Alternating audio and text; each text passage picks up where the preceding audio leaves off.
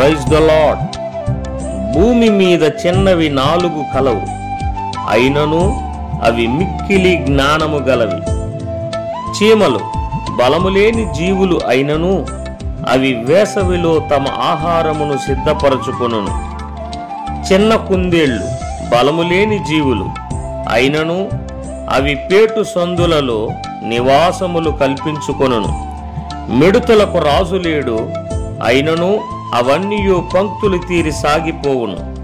బల్లిని చేతితో నీవు పట్టుకొనగలవు, అయినను రాజుల గృహములలో అది యుండును.